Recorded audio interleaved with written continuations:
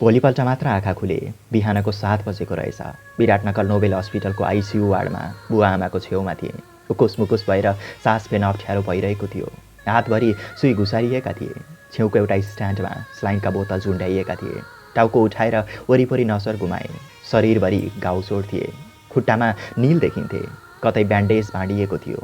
आमा मेरो अनुहार हेरेर पिलपिल रोइरहनु भएको थियो। बुवा मौन हुनुहुन्थ्यो। भोलिपल्ट मलाई अर्थोपेडिक वार्डमा सारियो। चारैतिर बिरामीहरूको लस्कर थियो। आफ्नो दृष्टि एक फन्को घुमेर हातको माझी औलामा लगाएको औँठीमा आएर रोकिन पुगे। औँठीमा अङ्कित पाथिभरा मन्दिरको फोटो देखेपछि श्रेयाको आवाज त्यो औँठीमा आएर ठोकियो। ल्याउ यो मेरो चिन हो, सधैँ सम्हालेर राख्नु है, भगवान्ले तिम्रो रक्षा गर्नेछन्। त्यहाँबाट सुरु भएर कन्याम हुँदै घर फर्किँदाका सबै घटनाक्रम, दृश्य परिदृश्य आँखा अगाडि फनफनी घुम्न थाले। जब रगतले लतपतिएको श्रेयाको टाउको समाएर रोएको घटना मानसपटलमा ओहोर दोहोर गर्न थाल्यो। मुटु चिसो भएर आयो। आँखा अगाडि अन्धकार छाउन थाल्यो। अनायासै श्रेयाको नाम लिएर चिच्याएँ। यस्तो लाग्यो मानौ श्रेयाको टाउको अझै समाइरहेको छु। विशालको घटनास्थलमै मृत्यु भएछ। आकृति पनि हस्पिटलको शय्यामा बसेकी छे भन्ने खबर सुने। 2 हप्ताको हस्पिटल बसाएपछि मलाई घर ल्याइयो। शारीरिक अवस्था केही मध्यम हुँदै थियो। मानसिक अवस्था झन्झन बिग्रदो थियो। जब त्यो घटना मानसपटलमा घुम्थ्यो तब मुटु झरेर आन्द्रामा पुगेछै हुन्थ्यो। चेतनाको बाहिरी परिधि वास्तविकताले घेरेको थियो। भित्री मन भने यथार्थ मान्न तयार थिएन। दुनियाँमा सबै कुरा हुन सक्छ, तर यो घटना हुनै सक्दैन। मलाई दुनियाँले छोडेर जान सक्छ, तर मलाई मेरी श्रेयाले छोडेर जान सक्दिन। यथार्थ स्वीकार्नै नसक्ने मनले किन मान्थ्यो र यो तितो सत्यलाई? सबैले म बाँचेर फर्किएकोमा खुसी व्यक्त गर्थे। म आफू बाँचेकोमा पश्चाताप गर्थे। कुनै गौरव थिएन आफू जिउँदो फर्किएकोमा। कुनै खुसी थिएन नयाँ जीवन पाएकोमा। यस्तो जीवन पाउनुमा कोही कसैले खुसी मनाउँदैन सायद। एउटै पीर थियो, अब श्रेयाको यादमा कसरी बाँच्ने, कसरी सम्हाल्ने आफूलाई उसको अनुपस्थितिमा, कसलाई हेरेर जीवनको कल्पना गर्ने। अब कहाँ भेटिन्छन् ती प्रियजनहरू जसले मेरो जीवन सुन्दर बनाइदिएका थिए? के छ अब उनीहरूको विकल्प? यी यावत कल्पनाले झनै नमिठो पीडा पिलाउने गर्थ्यो। आमा कोठामा खाना लिएर बस्नुहुन्थ्यो। छेउमा बसेर पिलपिल आँसु झार्दै भन्नुहुन्थ्यो, एउटा भएको छोरोले प्रगति गर्दा भनेको अब अधोगतितिर उन्मुख हुँदैछ। उहाँले ल्याएको खाना खाइज नै गरेर सबै प्लेटमै छोडिदिन्थे। खान मन पटक्कै लाग्दैन थियो। खाएको पनि माथि फर्किन्थ्यो। सबै थोकबाट अगाइसकेको थिएँ। जब मन रित्तिएर जान्छ कुनै चिजले परिपूर्ति गर्न सक्दैन। मन जस्तो जिद्दी केही हुँदैन। मन कसै गरी मान्न तयार हुँदैन वास्तविकतालाई, स्वीकार्न चाहँदैन यथार्थलाई। कति घमण्डी अनि निरीह हुन्छ मन। कहिल्यै खोज्न जान्दैन आफ्नो प्रियजनहरूको विकल्पमा जिउने आधार। जब आफ्नै मन निष्क्रिय हुन्छ, कुनै जडीबुटी र औषधिले काम गर्दैन, साह्रै निकृष्ट र हरामी हुन्छ यो मन। यस्तो परिस्थितिमा कालभन्दा ठुलो कुनै ओखती हुँदो रहेनछ। मलाई पनि मर्न मन लाग्थ्यो। अन्य साथीहरू भेट्न आउँथे। मलाई कसैको मतलब लाग्दैन थियो। आफ्ना प्रिय मुटुका टुक्रा श्रेया र विशाल जसले छोडेर गए। अब दुनियाँमा अरू हुनु नहुनुको कुनै महत्त्व लाग्दैन थियो। लाग्थ्यो उनीहरू सिवाय दुनियाँमा कोही मानिस छैनन् मेरो लागि। विशालले हरेक विचलित स्थितिमा मेरो काँधमा हात राखेर भन्थ्यो, चिन्ता नगर यार, सब ठिक हुन्छ। यो कस्तो नियति? चिन्ता नगर सब ठिक हुन्छ भनेर सम्झाइरहने मानिसले नै सबथोक बिगारेर जाँदो रहेछ, चिन्ता दिएर जाँदो रहेछ। श्रेयाले हरेक कुरामा सजिलै कन्भिन्स गर्थे। जब म जिद्दी हुन्थेँ, समस्यासँग जुझ्न सिकाउँथे, हिम्मत दिन्थे। यसरी सबै थोक सिकाउने मान्छेले आखिर ऊ नहुँदा कसरी बाँच्ने सिकाउँदो रहेनछ। कोठाबाट बाहिर निस्किन छोडेको थिएँ। मलाई बाहिरी संसारसँग कुनै मोह थिएन। जीवनदेखि निराशा लागेर आउँथ्यो। आफ्नो संसार लठावज्र अनि अन्योल लाग्थ्यो। सबै रहर उनीहरूसँगै अवसान भएका थिए। अब जीवनमा कुनै अपेक्षित लक्ष्य देखिन्न थियो। बाँच्न बिर्सिँदै गएको मान्छेलाई आफ्नै जिन्दगी भताभुङ्ग लाग्नु स्वाभाविक थियो। जब जीवनमा कुनै आशा अभिलाषा रहँदैनन्, जिउने रहर पनि हराउँदै जान्छ। मेरो पनि कुनै अभिलाषा रहेन। कसैप्रति कुनै कर्तव्य, निष्ठा र जिम्मेवारी रहेन। परिवारप्रति, आमा बुवाप्रति छोराले देखाउनु पर्ने कुनै कर्तव्य रहेन। दिनदिनै म परिवारको पीडा र पीर बन्दै गएँ। मेरो संसार 4 दिवारभित्र साँगुरिन पुग्यो। रित्तो कोठाभित्र श्रेयाको यादसँग हराउन थालेको थिएँ। श्रेयालाई गुमाउँदाको पीडा एकातिर थियो भने अर्कोतिर श्रेयाको परिवारमा परेको दुःखको कल्पनाले मेरो हृदय खाइरहेको हुन्थ्यो। मेरो सङ्गतले एउटी आमाको काख रित्तिएको थियो। एउटा बाउको खुसी खोसिएको थियो। एउटा घरको सहन हराएको थियो। कसरी पखाल्नु आफूलाई यो अपराधबाट? जे भए पनि उनीहरूको नजरमा म अपराधी नै थिएँ। आखिर श्रेयालाई लिएर जाने मुख्य पात्र मै थिएँ। आफूलाई कुनै तरहबाट सम्हाल्ने ठाउँ भेट्दैनथे। यता मेरो चिन्ताले बुवाआमा दिनदिनै शोकमा पर्न थाल्नुभएको थियो। दिन कसरी बित्छन्, रात कसरी, मलाई पत्तो हुँदैन थियो। श्रेयासँग ठाउँ ठाउँमा खिचेका फोटा हेरेर आँखाबाट आँसु बगिरहन्थे। जहाँ जहाँ उसको अङ्गालोमा बाँधिएको हुन्थे तिनै स्मरणहरूले मलाई दिनानुदिन कमजोर बनाउँदै गएका थिए। कार्तिक 6 गते सप्तमीको दिन थियो। बन्द कोठामै शोकमग्न थिए। कसैले बाहिरबाट ढोका ढकढक गर्यो। ढोका खोलेर हेरेँ। मलाई भेट्न सुरज आएको रहेछ। मलाई देखेर भुलुक्क आँसु निकाल्दै भित्र बस्यो। उसको छातीमा टाउको टेकाएर आफूलाई निथोर्ने कोसिस गरेँ, तर हलुको हुन सकिनँ। आफूलाई रित्याउन सकिनँ। सुरजसँगै आमा पनि कोठामा छिर्नुभयो। सुरजतिर हेर्दै भन्नुभयो, खाना पटक्कै खाँदैन, यसलाई सम्झाऊ बाबु, कहिलेसम्म चल्छ यसरी। मेरो बिग्रदो स्थिति देखेर सुरजले सहानुभूति दिँदै भन्यो, जे भयो भयो, खाना त खानुपर्छ शिशिर, यसमा खानाको के दोष, तिम्रो के दोष। अब खाना खाना छोड्दैमा कोही फर्किएर त आउँदैनन्। यदि हामी रोएर बस्दा उनीहरू आउँछन् भने म पनि आँसुमै डुबिदिन्छु। हाम्रो लागि उनीहरू सबै थोक थिए होला, तर हाम्रा बुबा आमाको लागि हामी सबै थोक हौँ। उहाँहरूको लागि भए पनि हामीले यो पीडाबाट बाहिर निस्कनु जरुरी छ। यसरी सधैँ विचलित भइरह्यो भने बाबा आमालाई घात पर्न सक्छ। यसमा उहाँहरूको के दोष, कमसेकम खाना त खाऊ, अरूकै मन राख्न भए पनि। उसले पनि आफ्नो मित्र गुमाएको थियो। पीडा र घातको बावजुद मेरो लागि थोरै सहानुभूति थियो। म दुनियाँभरिकै नाजुक हृदय भएको मानिस थिएँ। जसको मन ठुलो हुन्छ उसैले नै छातीमा धेरै दुःख अटाएर हिँड्नुपर्छ। जसको हृदय नरम तत्त्वले बनेको हुन्छ उसैले छिटो टुट्नुपर्छ। छुट्ने बेलामा सम्झाउँदै भन्यो, यसरी कोठामा गुम्सिएर बस्नुहुन्न शिशिर, बाहिरी दुनियाँसँग घुलेर बाँच्ने सहारा खोज्नुपर्छ। एकान्तबाट टाढा राख्ने कोसिस गर। कहिल्यै एक्लो पाउने छैनौ आफूलाई। आफ्नो मनको रिमोट आफैसँग हुनुपर्छ। जबसम्म आफ्नो मन आफैले बुझाउन सकिन्न तबसम्म कुनै पनि मानसिक विचलनबाट उन्मुक्ति पाउन सकिन्न। बरु जाउँ इडा चोकसम्म, मलाई पुर्याउने बाहनामा तिमी पनि अलिकति फ्रेस हुन्छौ। उसको युक्ति यथार्थै भए पनि उसले भने चाहिँ सजिलै लागु हुनेवाला थिएन। त्यसै पनि एकान्त प्रेमी थिए। जन उसले छोडेको दिनदेखि त कसैको साथ मन पर्दैन थियो। एकान्तमै उसलाई पाउँथे, चाहे स्मृतिमा किन नहोस्। जब जब उसलाई चुम्बन गर्थे भन्थे, पागल, एकान्त त भेट्नै हुँदैन तिमीलाई। उनका यिनै शब्द कोठाभरि आउँदै जाँदै गर्थे। आँखा पुस्दै भन्थे, जीवनभरिलाई पुग्ने शून्यता र एकान्त दिएर गयो श्रेया। पागल भन्थ्यौ, आज वास्तवमै पागल बनाएर गयो मलाई। दसैँको 7औं दिन जनजीवनमा एउटा मिठो उत्साह र उमङ्ग छाएको थियो। तर मेरो जीवनमा नैराश्य र पीडा बाहेक केही थिएन। शरीरमा ऊर्जा थिएन। आफ्नै पाउ आफैलाई भारी भएका थिए। सुरजकै सहाराले हरैसा मोडसम्म पुगेँ। छुट्नु अघि सुरजले मलिन अनुहार बनाउँदै भन्यो, आफ्नो ख्याल राख्नु, दसैँपछि भेटौँला।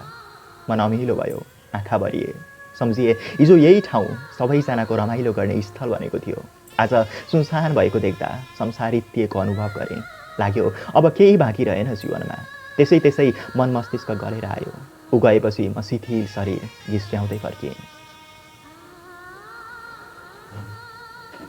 दसैँको टिकाको दिन सबैतिर उमङ्ग र खुसियाली छाएको थियो।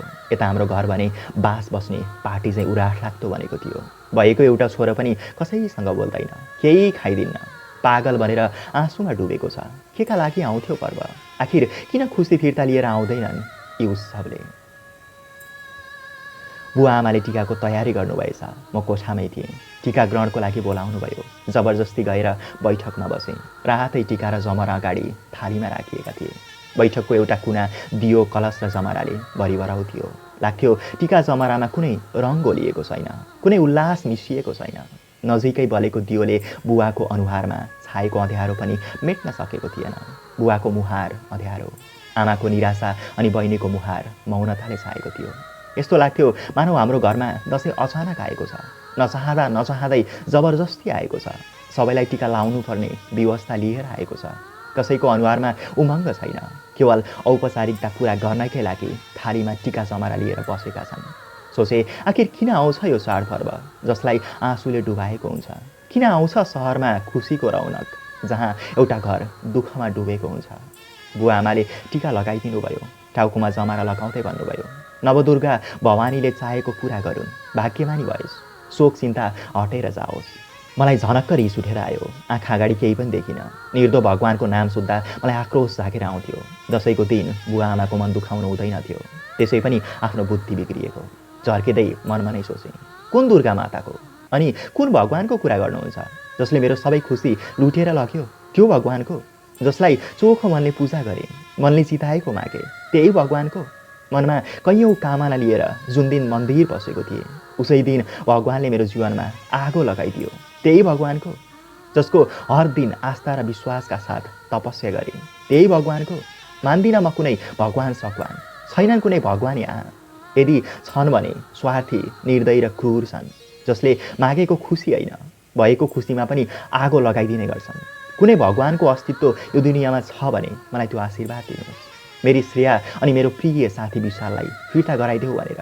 अनि मान्छु म भगवान। मैले पनि भगवानसँग याचना गरेको थिएँ। आज तमिरा लागेको रुख जस्तो भएको छु, जो कुनै बेला पनि ढल्न सक्छ। यस्तो जीवन दिने भगवानसँग कुन आशीर्वाद मागु मैले? छैन कुनै आस्था र विश्वास यी पत्थरका निर्जीव मूर्तिसँग। लगाइदिन्छु आगो यी मन्दिरहरूमा, मिल्काइदिन्छु यी भगवान, यी पत्थरहरू। चाहिँदैन मलाई कुनै धर्म, चाहिँदैन मलाई संस्कार। आमा बसेकै ठाउँमा रुन थाल्नुभयो। बुवा उठेर बाहिर निस्कनुभयो। बहिनी टिकाको थाली पन्छाएर भित्र बसे। एकैछिनमा सबैका आँखा आँसुले भरिए। म आँखा पुस्दै उठेर कोठातिर लागे। पर्वको दिन निधारमा रङ्गीन टिका हुनुपर्ने, आँखामा आँसुका टिका भए। कोठामा बसेपछि मलाई ठुलो पछुतो लाग्यो। मैले के गरेँ यस्तो पर्वका दिनमा? आफैलाई प्रश्न गरेँ। यसमा बुवा आमाको के दोष? अनि दसैँको के दोष? बुवा आमाले चलिआएको परम्परा मात्र निभाउनु भएको थियो। उहाँहरूले दिएको आशीर्वादको के दोष? झन् धेरै पीडाको बोझ थपियो। ग्लानीको आगोले भतभत पोल्न थाल्यो। लाग्यो कहीँ गएर खुत्रुक्क मर्न पाए सुखी हुने थिएँ। कोठामा बस्न मन लागेन। अन्ततः कोठाबाट निस्किएर हिँडेँ। आँखामा आँसु र स्मृतिमा अतीत बोकेर हरैसा मोड पुगेको पत्तै भएन। उही फलैसा जहाँ हरेक दिन कलेज जाँदा आउँदा विशालसँग बस्ने गर्थेँ, त्यहीँ पुगेर थचक्क बसेँ। जहाँ तहाँ मैले उनीहरूसँग मिठा मिठा पल बिताएको थिएँ, त्यहीँ हेर्दै रोएँ। यस्तो लाग्थ्यो सबै ठाउँ उनीहरूको अभावमा मसँगै शोक मनाइरहेका छन्। सोच्थे विशालले पछाडिबाट आएर आँखा छोपिदिए मेरो संसार कति रङ्गीन हुने थियो। कामना गर्थे श्रेयाले कतैबाट शिशिर भनेर आवाज दियोस्, तर त्यस्तो भएन। मेरा सबै कामना निष्क्रिय थिए। कुनै प्रगति हुन सकेन। केवल मनको याचना, कामना र कल्पना सबै मनभित्रै खरानी हुने क्रम चलेको थियो। चल्दै गयो, म जल्दै गएँ। निधारभरि रातो टिका, रङ्गी सन्नी कपडामा उत्साह र उमङ्गका बोकेका मान्छेहरू। टिका थाप्न ओहोर दोहोर गर्नेको लर्को बाक्लो देखिन्थ्यो। सबैको अनुहारबाट खुसीका रङहरू प्रतिबिम्बित भइरहेका थिए। सबैका ओठमा मुस्कान थियो। उनीहरू दसैँ मनाइरहेका थिए, म दशा मनाइरहेको थिएँ। उनीहरू खुसी मनाइरहेका थिए, म वियोग मनाइरहेको थिएँ। मानसिक रूपमै विक्षिप्त भएकोले 2 हप्तामै दुब्लाएर आफूले आफैलाई नचिन्ने भएको थिएँ। चुस्स दारी, फुङ्ग कपाल अनि दुःखका अनिगिन्ती दाग बोकेर हिँडेको निरीह पहाडीलाई त्यो चोक, बजार, गल्ली, सडकले पनि चिन्न छोडेको थियो। निधारमा टिका र जमरा लगाएका एक जोडी दम्पत्ति फलैचामा आएर बसे। म अनुहार लुकाउँदै उठेर हिँडेँ। मेरो लागि नयाँ दम्पत्ति प्रेम अनि दसैँको रौनक पीडा बनेर आएको थियो। एक जोडी काग नजिकैको पिपलमा बसेर कराइरहेको थिए। पिलपिलाउँदा आँखा आकाशतिर फर्काएँ। हावाको लयसँगै पिपलका पात हल्लिरहेका थिए। म पनि उसै गरी सडकमा हल्लिरहेको थिएँ। यस्तो लाग्यो श्रेयाको हातमा पन्छीको आवाजबाट निस्किरहेको छ। सोचे मलाई हेरेर सम्झाइरहेकी छे, किन यसरी बर्बाद हुँदैछौ सुशील? आफूलाई सम्हाल। संसारमा को छ र अजम्बरी? सबैले एक दिन जानु छ, ढिलो या चाँडो। बाँचेको बाँकी जीवन खुसीले बिताऊ। हिँड्दा हिँड्दै लाग्थ्यो म कुनै अनकन्ठा रित्तो अनि अपरिचित ठाउँमा छु। मानौ म आफै अपरिचित छु। कुनै मानिस आफ्ना लाग्दैनन्। आफूले टेकेको हरेक पाइला अनौठो अनि पीडादायी लाग्छन्। नील काँडामाथि टेकिरहेको छु। टाउको घुमाउँथे अनि यथार्थमा आएर पछारिन्थे। त्यही शोक, त्यही बजार, तिनै चिया पसल, तिनै रेस्टुरेन्ट। जहाँ जहाँ हामीले साथ बिताएका थियौँ सबै उस्तै थिए। कहीँ कतै फरक थिएन। फरक थियो त केवल समय। हिजो रङ्गीन थियो, आज फिक्का। हिजोको जीवन हरियाली थियो, आज उजाड छ। कलेज जाने आउने क्रममा भेट्दा होस् या छुट्टिँदा विशाललाई हातमा हात नराखी हुँदैनथ्यो। चोकमा आएपछि मलाई त्यही झल्को आयो। यताउता हेरेँ, सुनसान थियो। उसले गाउने गरेको गीत सम्झिए, ये दोस्ती हम नहीं तोडेंगे, तोडेंगे हम मगर तेरा साथ ना छोडेंगे। भक्कानिँदै भने, खै त विशाल, तैँले मेरो साथ दिएको, किन मलाई छोडेर गएको? साँच्चै तबिना जिन्दगी फिक्का भएको छ यार। कुनै रौनक छैन, उत्साह छैन, कति पनि मजा छैन यहाँ। आइज न प्लिज एकपल्ट यो फिक्का संसारलाई रङ्गीन बनाइदे। चोक, गल्ली, सडक जहाँ भौतारिए पनि आखिर मलाई अतीतले पछ्याउन छोडेन। हरपल मस्तिष्कमा अतीतको मिठो संसार उत्रिएको हुन्थ्यो। मलाई वास्तविकताको तितो संसार पटक्कै मन परेको थिएन। यदि मैले मेरो सिङ्गो जीवन दिएर त्यो सुखको संसार साट्न पाउने भए यो रित्तो जीवन विलम्ब नगरी सुम्पिदिन्थे। मेरा कुनै अभिलाषा थिएनन्, रित्तो संसारमा घिस्रिएर हिँड्न कुनै लालच थिएन मलाई मेरो उजाड जीवनप्रति। मन भुलाउन निस्केको झनै प्रताडित भएँ। कुनै ठाउँ हामीसँग अपरिचित थिएनन्। जहाँ जान्छु उनीहरूसँगै पुग्छु। यस्तो लाग्यो घरको चार दिवार नै मेरो लागि मिठो छ। कमसेकम पाइला पाइलामा श्रेया र विशालको यादले रेटिनु पर्दैन। बाहिरको संसार मेरो लागि आगोको भुमरी सरह भयो। अब घरबाट कहिल्यै ननिस्किने निर्णय गरेँ। घर पुग्दा अङ्कल आन्टी टिका लगाउन आएका रहेछन्। यथार्थ सहानुभूति र आदर्शका शब्द पिलाएर मेरो मनको घाउ निको पार्ने कोसिस गर्दै थिए। म नबोली कोठातिर लागेँ। उनीहरूको धर्म आफ्नो ठाउँमा छ, मेरो मर्म अर्को ठाउँमा छ। म कसरी मनाऊँ आफूलाई? शरीरका नसा नसामा श्रेया दौडिन्छे। स्मृतिका पानाभरि श्रेयाको नाम अङ्कित छ। यस्तो अवस्थामा म अरूले भने चाहिँ अथवा आफूले सम्झे चाहिँ सजिलै गरी मेटाउँ उसको अस्तित्वलाई। भन्दिनलाई कति सजिलो छ बिर्सिदिए। कुन यस्तो औषधि छ जसले कसैको याद जरैसँग उखेलेर मेटाइदिन सक्छ? दुखाइ कम गर्ने एन्टिबायोटिक हो र जो कसैले बिर्सिदे भन्ने बित्तिकै बिर्सन सकियोस्? सजिलो कहाँ छ र बिर्सनलाई? मनमुटु निकालेर फ्याँक्नुपर्छ। स्मृतिका सम्पूर्ण पाना रित्ता बनाउन आफैलाई जलाउनुपर्छ। कोठाभरि उसैले बोलेका शब्द गुन्जिए चाहिँ लाग्यो। भित्रबाट विक्षिप्त भएर कोप्टिएँ। बाँचेको छु पल पल तिम्रै याद गरेर। कहाँ गयौ यो जिन्दगी बर्बाद गरेर? तिमी मेरो कहाँ कहाँ बसेकी छौ? किन बसेकी छौ? यो मनको कुन कुन कुनाबाट तिमीलाई निकालु म? कसरी हल्का गरौँ म तिमीलाई मेरो मन मस्तिष्कबाट? भन श्रेया, भन कुन कुन ठाउँबाट तिमीलाई हटाउँ? कसरी मेटाउँ तिमीलाई चुम्बनका दाग जुन अझै मेरो ओठमा जीवित छन्? कसरी छेकु तिमीलाई सोडिन शब्द जुन हावाको सर्कोसँगै हरेक पल मेरो मुटुमा पुगेर ठोक्किन्छन्? कसरी बदलु यहाँका गल्ली, चोक र सडक जहाँ तिमी मसँग गाँसिएकी थियौ? म कसै गरी अघि बढ्न सकिनँ श्रेया, सकिनँ। जहाँ जहाँ जान्छु तिम्रा यादहरू तगारो बनेर मेरो बाटोमा आइदिन्छन्। तिम्रो प्रतिबिम्ब बनेर मेरो आँखामा उत्रिदिन्छन्। मलाई तिम्रो यादले न बाँच्न दियो न मर्न दियो। के गरौँ श्रेया, म के गरौँ? मेरो रुवाई सुनेर बुवा कोठामा बस्नुभयो। आँसु पुस्दै भने, बुवा मलाई लगेर कुनै खोलामा मिल्खाइदिनु। म पल पल मरेर बाँच्न सक्दिनँ। मलाई यो हर पलको पीडाभन्दा एक पलको मृत्यु सुख हुनेछ। मेरो कुरा सुनेर बुवा उता फर्केर आँसु पुस्दै अँगालो हाल्नुभयो। सम्झाउन थाल्नुभयो। तर मेरा लागि बुवाको आश्वासन पनि सञ्जीवनी बुट्टी बन्न सकेन। उहाँको मन पनि छेद विच्छेद बनाएको थिएँ मैले। जीवनमा पहिलोपल्ट बुवाका आँखामा आँसु देखेको थिएँ। कोठाबाट निस्किएर आमासँग भन्नुभयो, पागल भयो केटो, कसरी सम्हाल्ने खै? न आफू गरी खाने भयो न हामीलाई गरी खान दिने भयो। उहाँको अभिव्यक्ति कोठाबाट प्रष्ट सुनिरहेको थिएँ। निद्रा पटक्कै लाग्दैन थियो। आँखा बन्द भयो कि उनीहरू नै आइपुग्थे। एक रात चपक्क निदाएको रहेछु। सपनामा श्रेया आई, त्यही खैरो ब्याग बोकेर, त्यही सेतो टी सर्टमा। रात आँखा पारेर निधार सुन्दै भनी, आफ्नो जिन्दगी कुनै पनि बहानामा नरोक्नु। तिमीसँग जिउन नसकेको जिन्दगी म आफै लिएर जाँदैछु। तिमीसँग बिताएका पलहरू तिमीलाई दिएर जाँदैछु। यी पललाई सम्झेर जीवन नयाँ सिराबाट सुरुवात गर्नु। मैले यो जन्ममा तिम्रो माया सम्हाल्न सकिनँ, माफ गरिदेऊ। विश्वास गर, अर्को जन्ममा तिम्रै श्रेया बनेर आउनेछु। कहिले छोडेर जाने छैन। तिमीले देखेको समग्र सपना पुरा गर्नेछु। मेरो बिन्ती छ, यसरी शोकमा डुबेर जीवन बर्बाद नगर। तिम्रो बाँकी माया सम्हाल्ने कुनै श्रेया आउनेछ। सम्झिनु, उसको आत्मामा मेरी श्रेया बसेर आएकी छ। उसकै साथमा तिमीले जीवन बिताउनु। बाँकी अर्को जन्ममा भेटौँला। म पर्खिरहनेछु, आँखाभरि आँसु बनाउँदै जोला टिपेर हात हल्लाई।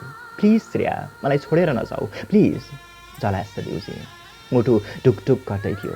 आँखा आँसुले भरिएका थिए। शरीर पसिनाले भिजेको थियो। उठेर पानी पिएँ र यताउता हेरेँ। बत्ती बलिरहेको थियो। पङ्खा घुमिरहेको थियो। भित्ताको घडी हेरेँ, 1 बजेको रहेछ। भर्खरै श्रेयाको अङ्गालोबाट छुटेको थिएँ। जनै पीडा भएर आयो। सम्हालिन त कता हो कता झन् लथालिङ्ग हुँदै गएँ। उसका मायालु स्पर्शले हरेक रात मलाई थिच्न थाल्यो। सम्हालिन खोज्थेँ, सपना बनेर आउँथे। न आँखा हेर्न सकेँ न बन्द गर्न सकेँ। उसका याद हरेक नयाँ बिहानीसँगै ताजा बनेर आउन थाले। जिन्दगी झन् झन् बोझिलो बन्दै गयो। एक दिन बिहान लर्खराउँदै नजिकैको काली मन्दिर गएँ अनि विश्वास उडिसकेको भगवानलाई हात जोडेर बिन्ती गरेँ, ए भगवान, श्रेयालाई मेरो सपना विपनाबाट समग्र स्मृतिबाट अलग गरिदेऊ। उसका यादहरू मेरो जीवनबाट मेटाइदेऊ। उसको आत्मालाई शान्ति देऊ प्रभु। म खुसी हुन नसके पनि उसले दिएको वचन पुरा गर्न सकु। यो डिप्रेसनबाट मुक्ति दिलाइदेऊ। म उसले देखाएको बाटोमा अगाडि बढ्न सकु। यसरी नै महिना बित्यो। दसैँपछिको अर्को चाड तिहार आयो। गाउँ, सहर, बस्ती उल्लास हुँदै गयो। देउसी भैलोका स्वर, रङ्गी बिरङ्गी फुल र बत्तीहरूले सहर झिलिमिल्ली बनेको थियो। यता हाम्रो घर उस्तै थियो। कुनै खुसी थिएन, कुनै पनि उमङ्ग र उल्लास थिएन। छोराको मन छेद विच्छेद घाउले रङ्गिएको हुँदा कुन बाबुआमाको मन खुसी हुन्छ र? दाजु कैयौँ दिनबाट आँसुमा डुबेको हुँदा कुन बहिनीलाई तिहार आउँथ्यो र? वर्ष दिनमा आउने तिहारलाई भनेर घर वरिपरि फुलेका फुल पनि रोइरहेका देखिन्थे। कुनै रङ थिएन, उस्तै थियो माहौल, सधैँ फिक्का, सधैँ अँध्यारो। तिहार लगत्तै बुवाले मेरो कारण विराट चोकको घर, पसल सबै बेचिदिनु भयो। म मर्दै बाँचेको हेर्न सक्नु भएन। एउटा छोराकै लागि हरेक दुःख कष्ट गरेको छु। यदि उसैलाई केही भए के का लागि हो र यो सम्पत्ति? यहाँबाट कुनै नयाँ ठाउँमा स्थापित हुँदा छोराले अतीत भुलाउन सक्छ। यही सम्झेर मलाई विराटनगर सारियो। हामी सपरिवार विराटनगर सर्यौँ। परिवारलाई मेरो असफल प्रेमले विराट चोकबाट विस्थापित गरायो। विराट चोकको हावापानी र माटोको सुगन्धमा विशाल र मेरो प्रेमले जरा गाडेको थियो। मैले फेर्ने प्रत्येक सरको हावामा श्रेयाको सुगन्ध मिसिएको थियो। मैले देख्ने हरेक पाइलामा श्रेयाको छायाले पछ्याउँथ्यो। सहर, बजार, सडक, गल्ली, रेस्टुरेन्ट, होटेल सबै ठाउँमा श्रेया र विशालको आत्मा बसेका थिए। विराटनगरको नयाँ ठाउँ मनसिसासरी चर्किएको भए पनि शरीरमा दिनदिनै ऊर्जा थपिँदै गयो। कमसेकम नयाँ परिवेशमा निस्किएर घुलमिल हुन थालेको थिएँ। बाँच्न सिक्दै थिएँ। विराटनगरको भूगोलमा श्रेयाको याद गाँसिएको नभए पनि आफ्नो मनमा जरा गाडेर बसेकी थिए। आखिर जहाँ गए पनि त मन फेर्न सकिँदो रहेनछ। मैले आफूलाई भुलाउने नयाँ ठाउँ पाएको थिएँ।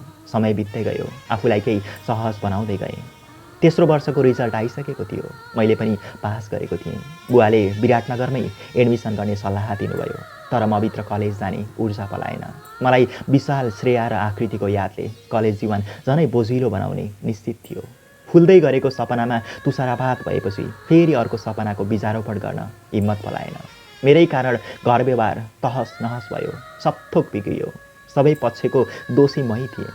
सबै घटनाको दोषी सम्झेर अपराध बोधले भित्रभित्रै पिल्सिरहेको थिएँ। के गर्ने, के नगर्ने निर्णय पनि लिन सकिरहेको थिइनँ। ठुलो बुवाको छोरा अमेरिकामा थिए। अघिल्लो साल मात्र मास्टर्स अफ हस्पिटालिटी एन्ड टुरिज्ममा डिग्री सकेका उनी परिवारसहित उतै बस्थे। हाम्रो परिवारमा आएको विचलनको बारेमा उनी पहिला नै जानकार थिए। दसैँमा घर आएको हुनाले मेरो सम्पूर्ण स्थिति नजिकबाट महसुस गरेका थिए। परिस्थितिले ल्याएको विचलन र मेरो गुज्रिदो दयनीय अवस्थालाई लिएर बुवाले दाइसँग सल्लाह माग्नुभयो। एक दिन बेलुका दाइले बोलाए। मास्टर्स डिग्रीका लागि अमेरिका गएर पढ्ने सल्लाह दिए। बिग्रदो पारिवारिक र आर्थिक अवस्थाको कारण मैले अमेरिका गएर पढ्न सम्भव थिएन। तर सम्पूर्ण व्यवस्थापन र प्रक्रिया दाइको तर्फबाट हुने भयो। युनिभर्सिटी अफ हवाईमा मास्टर्स डिग्रीको लागि एप्लाई गरियो। लाग्ने सम्पूर्ण खर्चको व्यवस्था दाइले नै गरिदिए। 4 महिनाको प्रयासपछि भिजा लाग्यो। अमेरिका जाने निश्चित भयो। मेरो दैनिक जीवनमा आएको अशान्ति र असन्तोष देखेर परिवार आजित भइसकेका थिए। म आफै पनि दिगदार थिएँ। जब जब जीवनमा चोट, पीडा, वियोग र चिन्ताले सताउँछ अनि कतै टाढा गएर जीवन बिताउन मन लाग्दो रहेछ, जहाँ कसैले देख्न र भेट्न नसकोस्। सबै पेपरवर्क सकेर म असारको अन्तिमतिर अन्जान देशको यात्रामा निस्किएँ। प्रेम पनि कति भयानक, जसले मेरो जीवनमा ठुलो वितण्डा मचायो। वैराग्यले पलायनको बाटोतिर धकेलिदियो। बुवाआमाको बलिदान र समर्पणलाई सम्मान गर्दै जीवनस्तर उकास्ने अभिलाषा बोकेर घरबाट निस्किएँ। काठमाडौँदेखि हङकङ, युके, न्युयोर्क हुँदै 3 दिनपछि होनोलुलु इन्टरनेसनल एयरपोर्टमा अवतरण भएँ। मेरो अन्तिम गन्तव्य यति टाढा थियो भन्ने मैले सोचेको पनि थिइनँ। आगमन गेटबाट निस्किएपछि दाइलाई पाएँ। घर छोडेको पीडाले व्याकुल भएको अवस्था थियो। परदेशको बिरानो ठाउँमा दाइलाई पाउँदा सबै पीडा भुलेझैँ भयो। शिक्षा, विकास र सभ्यताको गतिले फड्को मारेको ठाउँ हवाई। अमेरिकामै प्राकृतिक रूपले सुन्दर र आर्थिक रूपले महँगो राज्य मानिदो रहेछ। म एउटा मानसिक रोगी अनि घर छोडेको पीडा। नयाँ परिवेशमा गएर तत्काल घुलमिल हुन गाह्रो थियो। यद्यपि दाइ भाउजूको छत्र छायामा एक्लोपनको महसुस हुन पाएन। दाई भाउजूको नयाँ गृहस्थी थियो। दाईले 8 महिना अगाडि मात्र एउटी ग्रिन कार्ड होल्डर नेपाली केटीसँग विवाह गरेका थिए। मलाई पनि आफ्नै परिवारसँग बसे चाहिँ सहज हुँदै गयो। 1 हप्तापछि कलेजमा पढाइ सुरु भयो। कलेज सुरु भएपछि आफै व्यस्त हुन थालेँ। अर्को महिना प्रारम्भ भएकै थिएन। नजिकैको एउटा डिपार्टमेन्टल स्टोरमा कामको व्यवस्था मिलाइयो। दाई बसेको ठाउँ वाइकिकी थियो। यहाँबाट कलेज र मार्केट पुग्न झन्डै उति नै समय लाग्थ्यो। बसमा केवल 15 मिनटको यात्रा थियो। मलाई कलेज छुट्टी भएपछि मार्केट पुग्नु पर्थ्यो। मार्केट नजिकै एउटा नेपाली रेस्टुरेन्ट थियो। त्यहाँ दाईसँग परिचित नेपाली साथीहरू कार्यरत थिए। हिमालयन किचन भनेर ख्याति कमाएको रेस्टुरेन्ट। त्यस प्रान्तका नेपालीहरू भेट हुने सङ्गमस्थल नै थियो। त्यहाँ अरूभन्दा मिलानसार र रमाइला एकजना दाई थिए, टिका निरौला। उनको उपस्थितिले हिमालयन किचन झनै रमाइलो बन्थ्यो। नेपालबाट त्यहाँ पुग्ने सरकारी ओदोहाका कर्मचारीदेखि लिएर जोसुकै पनि प्राय यहाँ आउने रहेछन्। नेपाली मात्रै कहाँ हो र? त्यहाँका अमेरिकनहरूको पनि हिमालयन किचन साँझ बिहानको गन्तव्य बनेको रहेछ। कलेज यात्रा क्रमशः सहज हुँदै गयो। समयसँगै केही साथीहरू बने, केही छुटे। अन्य स्टेटको तुलनामा हवाइनमा नेपालीहरूको उपस्थिति न्यून थियो। स्वदेशी तथा विदेशी साथीहरूको बिचमा आफूलाई एडजस्ट गर्दै गएँ। दिनभरको समय व्यस्त हुँदै बित्यो। जे जस्तो भए पनि बिहान बेलुका दाई भाउजूको साथ पाएकै थिएँ। परदेशमा पनि पारिवारिक बन्ने अवसर मिलेको थियो। विडम्बना नै भन्नुपर्छ, म गएको 2 महिना नबित्दै दाईको कार्यरत क्षेत्र विटमोर भन्ने ठाउँमा परिवर्तन भयो। वाइकिकीबाट गाडीमा 45 मिनट समय दैनिक खर्चिनु पर्ने भएकोले दाई भाउजूले डेरा उतै सार्ने निर्णय गरे। यो निर्णय मेरो लागि प्रतिकूल थियो। कलेज, कोठा र कार्यस्थल गर्दैमा 3 घन्टाको समय खर्च हुने भयो। यो मेरो लागि सम्भव थिएन।